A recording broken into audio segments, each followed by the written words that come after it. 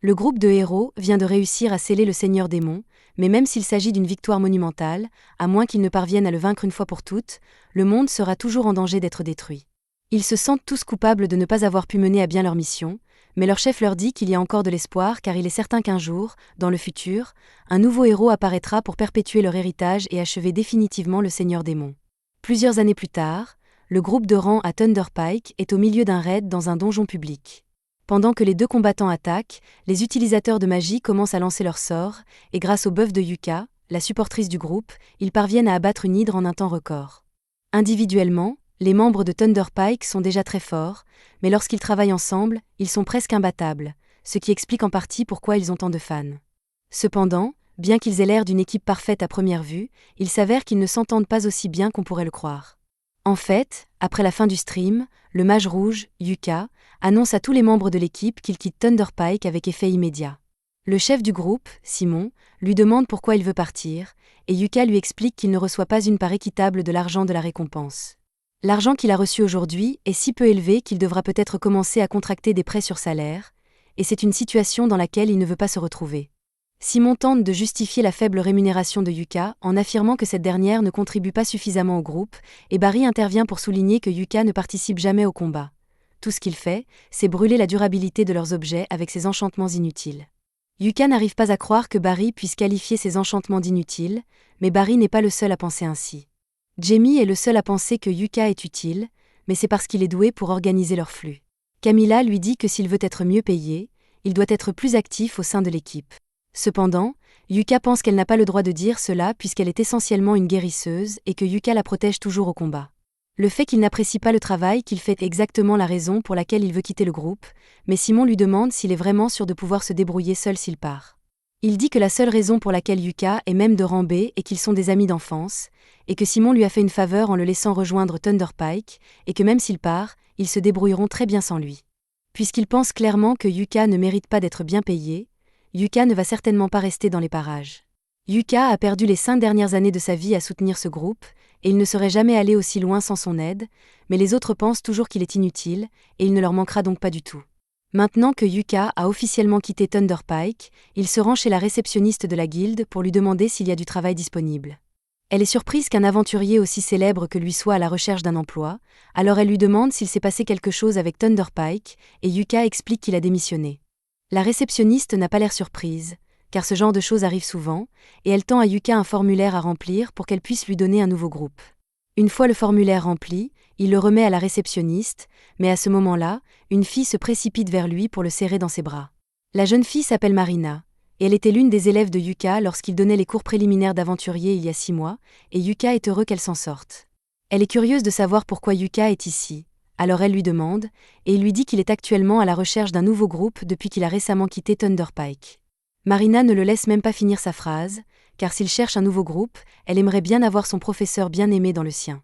Yuka accepte sa proposition et, quelques minutes plus tard, il est assis avec Marina et le reste des membres de son groupe pour discuter de son adhésion.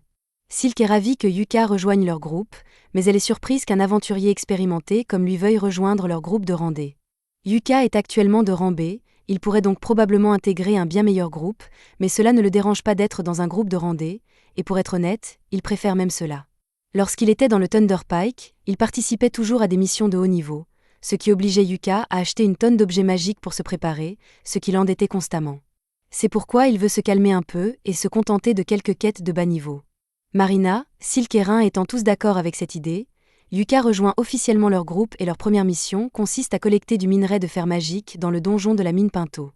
Cela fait longtemps que Yuka ne s'est pas senti excité à l'idée de participer à une telle mission, et cela lui rappelle de vieux souvenirs de ses débuts en tant qu'aventurier. Yuka se souvient que ce donjon contient beaucoup de veines de minerai magique au 6e étage, et Silk lui dit qu'il a raison, mais ils espéraient éviter de combattre le boss du 5e étage, alors Yuka suggère qu'il commence plutôt au 4e étage. Alors qu'il pénètre dans le donjon, Marina prend les devants et utilise un bâton pour repérer les pièges éventuels. Yuka est très fier qu'elle fasse exactement ce qu'il lui a appris, mais pour l'instant, il lui demande de le laisser prendre les devants car il a une méthode plus efficace. Marina ne comprend pas ce qu'il veut dire, car leur groupe n'a pas d'éclaireur ou de voleur pour détecter les pièges. C'est vrai, mais Yuka possède un objet magique qui devrait être utile dans cette situation. Il s'agit d'une lampe de détection qui, grâce à un type d'huile spéciale, éclaire les pièges pour qu'ils puissent les repérer comme le ferait un éclaireur. La lampe est vraiment utile, mais Silk demande si Yuka peut l'utiliser, car l'huile spéciale semble très chère. Et oui, c'est normalement le cas, mais Yuka a fabriqué cette huile grâce à son alchimie, elle ne lui a donc pas coûté grand-chose.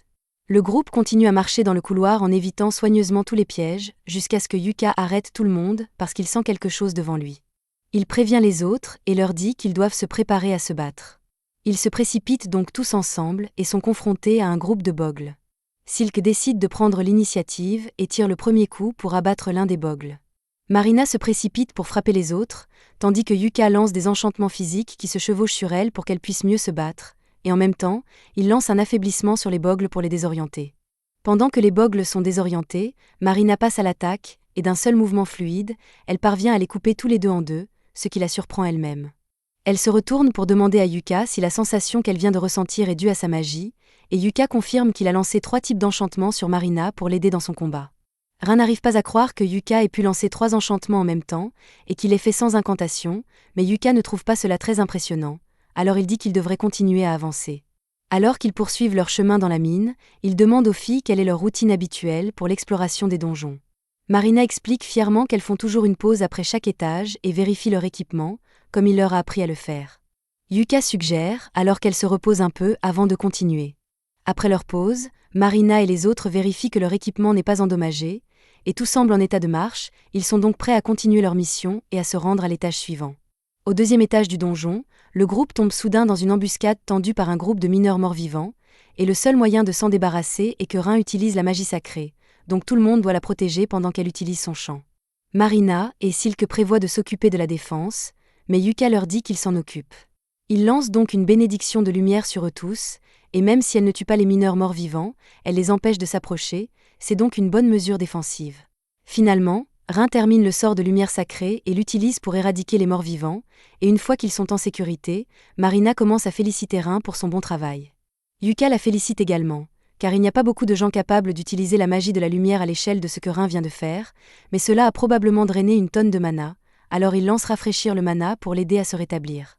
Rin n'arrive pas à croire que Yuka puisse utiliser Refresh Mana, car c'est une compétence très rare. Elle restaure complètement le mana de la personne sur laquelle elle est lancée, et cette seule compétence rendrait Yuka extrêmement précieuse pour tout groupe travaillant avec lui. Mais Yuka pense qu'elle exagère un peu, car il n'a appris à rafraîchir le mana que pour compenser le fait d'avoir un métier obscur comme celui de mage rouge, même s'il a eu beaucoup de mal à l'apprendre. Le groupe continue ensuite à marcher sur le sentier, et Yuka commence à verser un liquide sur le sol. Silk lui demande ce qu'il fait et Yuka lui explique qu'il verse de l'eau bénite sur leurs traces de pas afin d'empêcher les monstres morts-vivants de les suivre. Silk s'inquiète et demande si c'est vraiment normal qu'il gaspille son eau bénite comme ça puisqu'elle est très chère, mais Yuka lui répond que ce n'est pas grave puisque, une fois de plus, il l'a fabriquée lui-même. Le groupe est choqué que Yuka soit capable de fabriquer de l'eau bénite alors qu'il n'est pas prêtre. Mais il a une méthode spéciale. En purifiant les cendres laissées par les morts-vivants lorsqu'ils sont vaincus, Yuka est capable de les transformer en eau bénite, et les cendres qu'il a obtenues des mineurs morts-vivants seront plus que suffisantes pour compenser la quantité d'eau bénite qu'il utilise. Lorsqu'ils atteignent enfin le 3e étage, Yuka suggère de faire une autre pause, car ils vont commencer à miner à partir de maintenant. Et comme ils n'ont pas mangé depuis un moment, il sort quelques ustensiles de cuisine de son sac magique et leur dit qu'il va leur préparer un repas. Les sacs magiques ne sont pas si rares, mais c'est la première fois que Rin envoie un en personne, alors elle est très excitée. Yuka met des saucisses et des œufs dans une casserole, et pendant que cela cuit, il sort une marmite spéciale. Les filles le regardent taper sur le côté de la marmite, qui se remplit instantanément. Yuka explique que la marmite est un artefact rare qu'il a trouvé dans les ruines d'un palais royal. Elle se remplit d'une soupe aléatoire à chaque fois qu'on l'utilise, ce qui est très pratique. Les filles sont très reconnaissantes à Yuka, car c'est la première fois qu'elles ont l'occasion de manger un si bon repas en plein milieu d'une mission dans un donjon. Mais lorsque Silk examine la nourriture de plus près, elle se rend compte que du mana en émane. Elle interroge Yuka à ce sujet, mais il lui répond qu'il n'y a rien de spécial dans cette nourriture puisqu'il l'a simplement préparée avec beaucoup d'amour. Ses talents d'alchimiste ont peut-être accidentellement enchanté la nourriture, mais cela ne devrait pas poser de problème. Le groupe arrive finalement au 4e étage du donjon et se retrouve face à un lézard des roches. Alors que le monstre fonce sur eux, Yuka lui lance un sort de lenteur qui le fige sur place. Marina se précipite alors pour attaquer. Normalement, elle ne s'y risquerait pas, mais comme les enchantements de Yuka ont augmenté sa force et son endurance, elle décide d'essayer d'utiliser sa capacité lame magique. Grâce à elle, elle peut trancher la tête du lézard des rochers d'un seul coup. Une fois le combat terminé, Marina est totalement épuisée car la lame magique utilise une grande partie de son mana, mais Yuka l'encourage à continuer à l'utiliser autant que possible car son corps finira par s'y habituer. Pour l'instant, il lance Refresh Mana pour l'aider à récupérer. Quoi qu'il en soit, il y avait beaucoup de minerais magiques ici, alors Yuka commence à miner avec les filles, et après un petit moment, elles réussissent à rassembler une tonne de minerais magiques. Yuka demande si c'est suffisant pour remplir les conditions de leur quête, mais Silk répond qu'il en faut un peu plus. Malheureusement, il n'y a plus de minerais magiques à cet étage, donc leur seule option est de vaincre le boss du 5e étage et de descendre au 6e étage pour récupérer les minerais restants.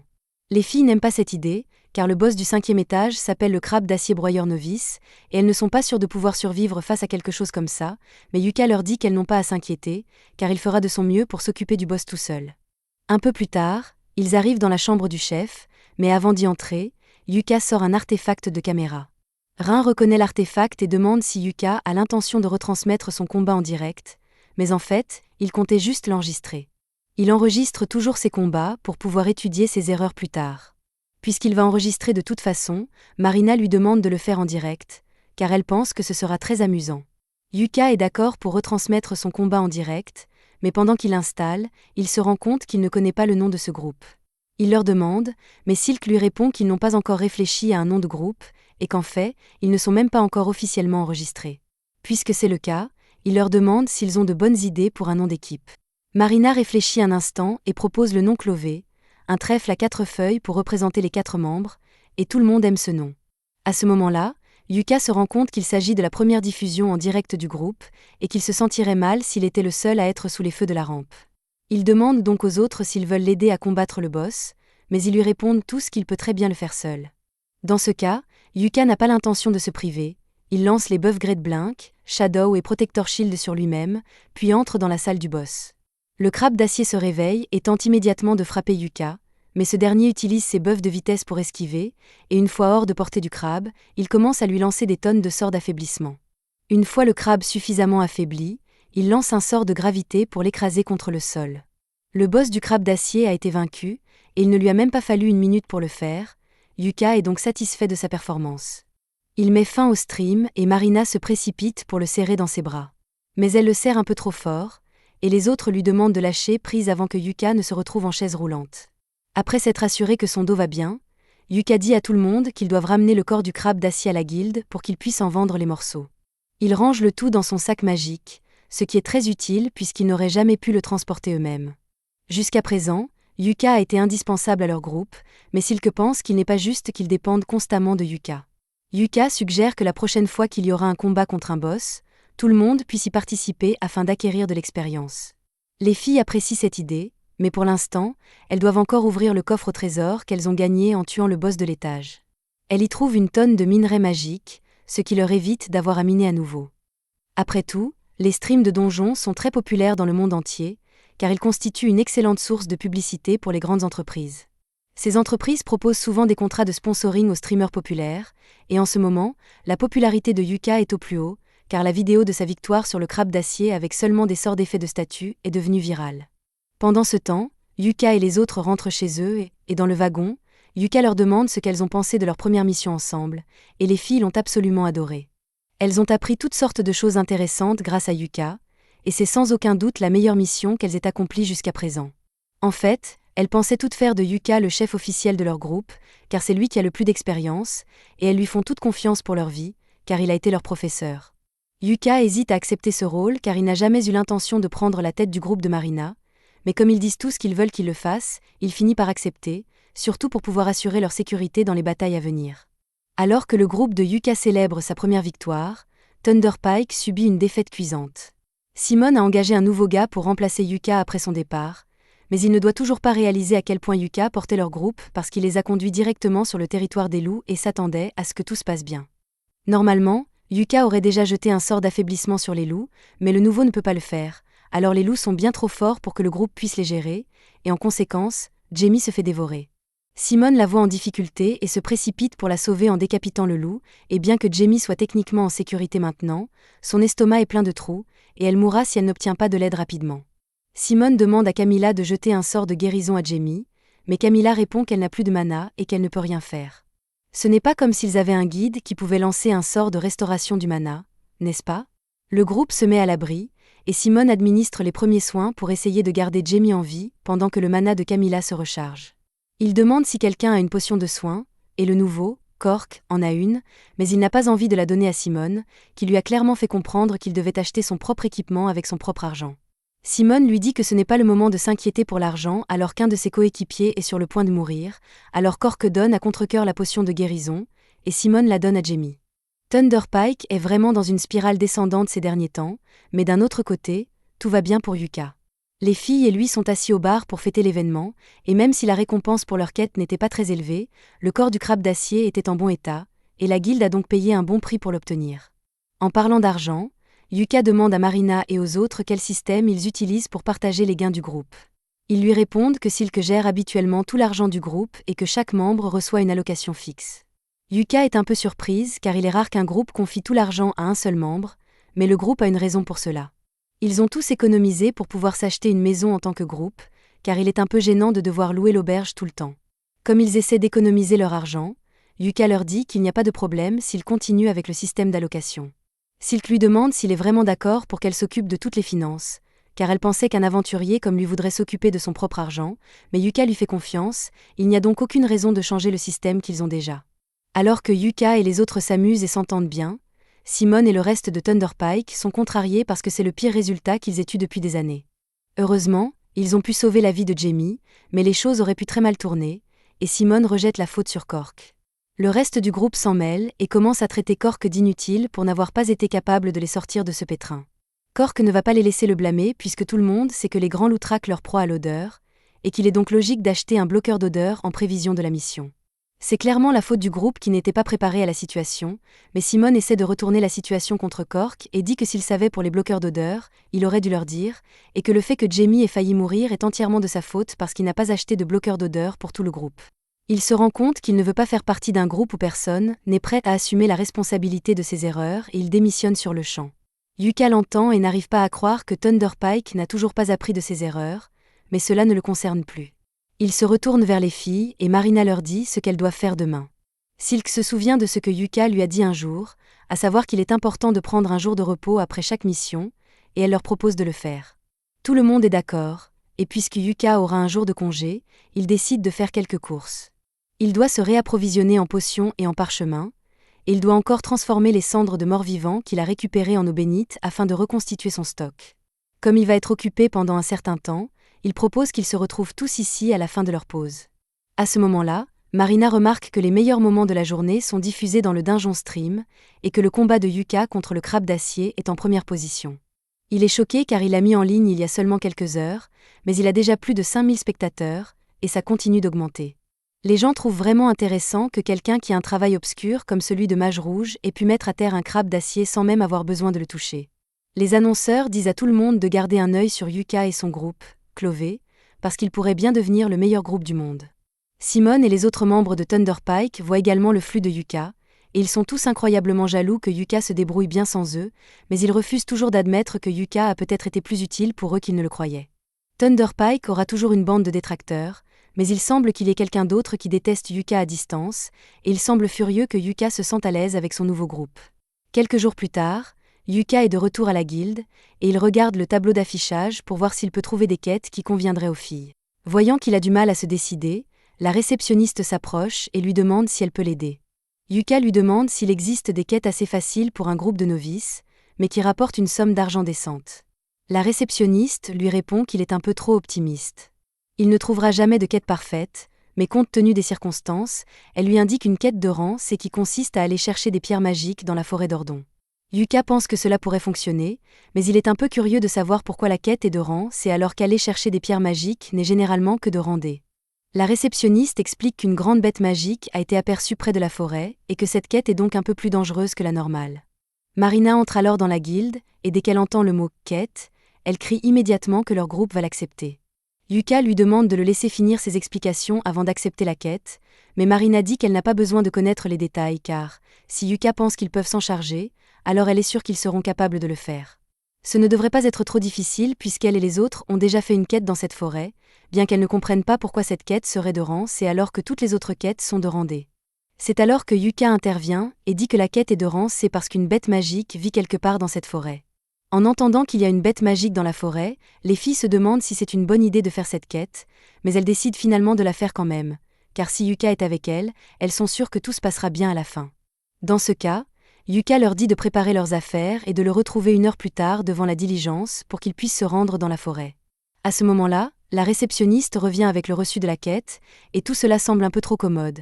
Alors il demande à la réceptionniste si elle a planifié les choses pour qu'elles se terminent ainsi, et elle ne nie pas avoir un rôle à jouer dans tout cela. Le stream que Yuka a fait hier lui a valu plus de 10 000 fans, et tous sont impatients de voir le prochain stream de Yuka. Yuka est un peu gêné, car il n'avait pas réalisé que son stream lui vaudrait autant d'attention.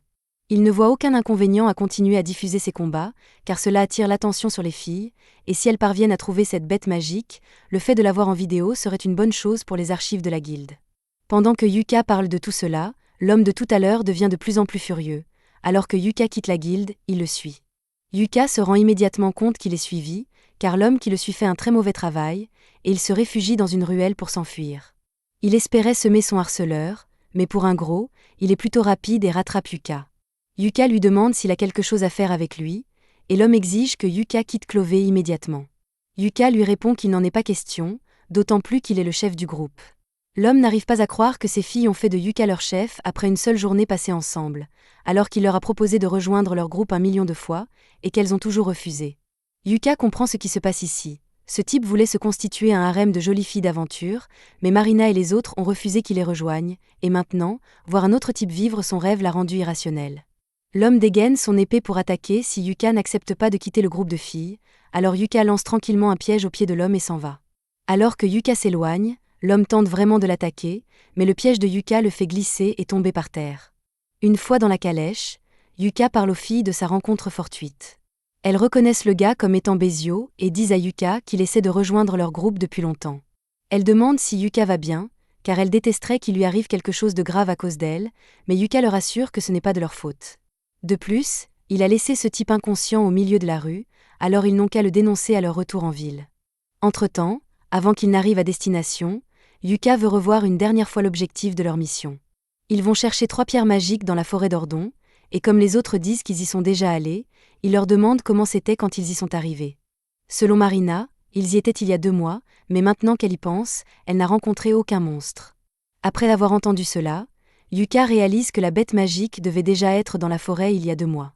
Ainsi, la guilde obtiendra des informations précieuses sur la bête, et si elle ne parvient pas à la vaincre, il sera facile d'appeler des renforts en cas de besoin. Une fois arrivé dans la forêt, Yuka lance le streaming et le groupe commence à se frayer un chemin dans la forêt. Yuka décide d'être à l'arrière-garde car les bêtes attaquent généralement par derrière, mais Marina demande si c'est vraiment bien qu'il soit à l'arrière-garde car c'est là qu'il est le plus en danger. Yuka lui répond qu'elle n'a pas à s'inquiéter car non seulement il peut utiliser Blink Step pour s'enfuir si sa vie est vraiment en danger, mais ses vêtements ont aussi de très bonnes statistiques de défense, donc il peut prendre quelques coups avant de tomber. Ils atteignent bientôt la cascade où ils doivent rassembler les pierres magiques, mais juste avant qu'ils ne l'atteignent, Yuka dit à tout le monde d'attendre parce qu'il sent que quelque chose arrive. La bête magique se révèle enfin, mais toute la confiance que Yuka avait plutôt s'envole, car cette chose est un monstre de haut niveau que l'on ne trouve habituellement que dans les parties les plus profondes du donjon, un Zarnag. Les filles sont loin d'être assez fortes pour gérer cette chose ou même survivre 1 minute contre elle.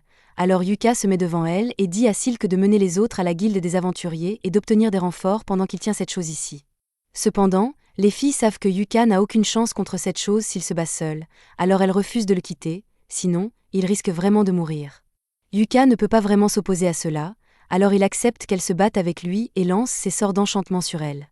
Marina et lui s'occupent de la première ligne, Marina charge donc en premier, mais le Zarnag la repousse sans effort. Yuka tente d'utiliser ses effets de statut superposés sur le Zarnag, mais bien qu'il l'affaiblisse, il ne lui inflige pas beaucoup de dégâts, si bien qu'il n'a plus beaucoup d'options pour le moment. Il n'y a qu'une seule chose dans son arsenal qui puisse arrêter cette chose, alors Yuka décide de faire tout ou rien. Cependant, il a besoin de Marina pour gagner du temps afin de pouvoir lancer le sort. Marina accepte de distraire la bête, elle s'approche d'elle et fait de son mieux pour garder son attention tout en esquivant ses attaques. Même lorsqu'elle est sur le point de se faire prendre, Silk et Rin l'aident grâce à leur magie. Grâce à leurs efforts combinés, Yuka a eu le temps de finir de lancer le sort de niveau 5, un missile prismatique extrêmement destructeur. Maintenant qu'il est terminé, Yuka le tire directement sur le visage de la bête. C'est la fin de l'épisode 2. Abonnez-vous pour ne pas manquer la prochaine partie.